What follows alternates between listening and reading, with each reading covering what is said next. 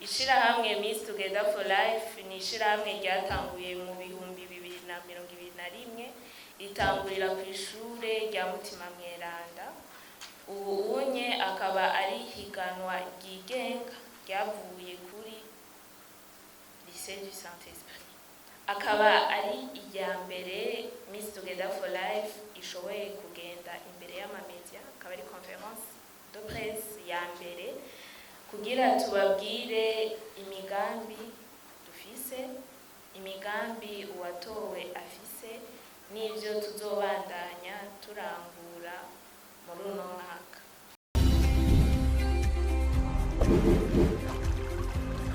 Télévision Tanganyika. Télévision Tanganyika. Together for Life Club. C'est une compétition internationale qui vise à promouvoir les jeunes filles dans leurs projets humanitaires.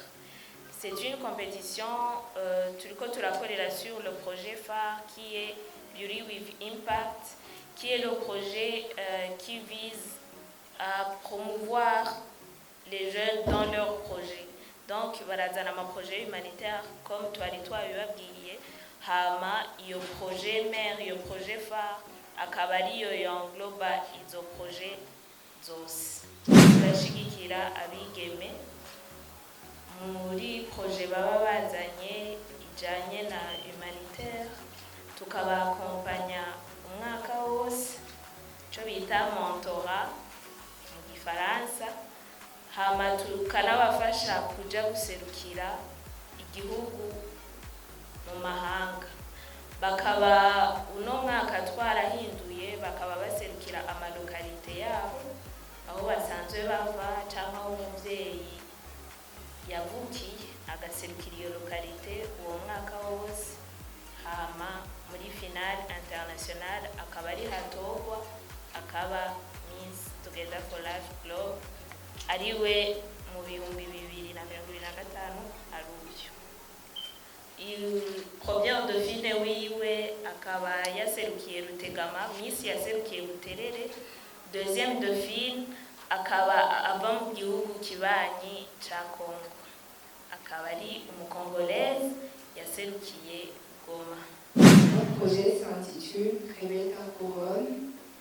Il consiste à accompagner les jeunes filles à découvrir leurs talents, défendre leurs droits et elles gagnent en autonomie financière. Ego nkuko mubona tubafasha kudevelopa amatara arizo ngabirano cyane cyane ku bakobwa bari hagati y'imyaka 13 na 25. Hama nkuko bari babivuze hariyo programme ya mentorat, ya des formations, la formation et aussi la sensibilisation bakabanza bakamenya umugambi wa Miss Together for Life Club 2025. Concours local azoba ameze, amakoncours umwe umukandidati wese azoba ashaka kwiyandikisha azobanza guca muri ayo makompetition local d'abord kugira ashike muri competition principale akaba ariyo Miss Together for Life Club. Hazoba hariho amakritère ni umukobwa afise imyaka iva ku myaka 15 gushika ku myaka 19. Akaba ashobora no kuvuga Kirundi, Igifaransa, Igiswahili n'icongereza. Akaba kandi azana na projet yiwe ikaba ari izo namutuma na cane cane aja muri competition iri principale Miss Together for Life Club. Rero iyo bisigura yuko nta mukandidati n'umwe azoshika muri iyo competition atabanje guca muri ayo concours local. Rero ayo nayo akazobaranse muri uku kwezi kw'icumi ubu vuba.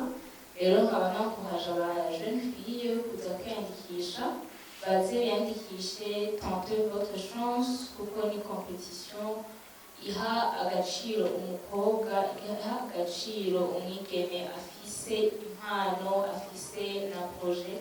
Tugize ihiganwa kenshi amakompetition uza gusanga ari kabera mu kanya k'akaruhuko, nka finale yabereye mu karuhuko. Ibiba bibi bya mbere byose ca tubishira kuri telefone bakabikorera ku matelefone ari nka bijya ati gutora amavote. Mu minsi yashoboye gutorwa turagenda ku ishuri ryiwe nk'uko twabikoze, byose biriko kuri compte officiel ya Mr Fred, tukagenda tukamenyesha aho yiga ati tuzoza turamukenera rimwe rimwe, nabo bakabitwemerera ati ubonye yarabaye w'igihugu turabizi tuzoza turamubona.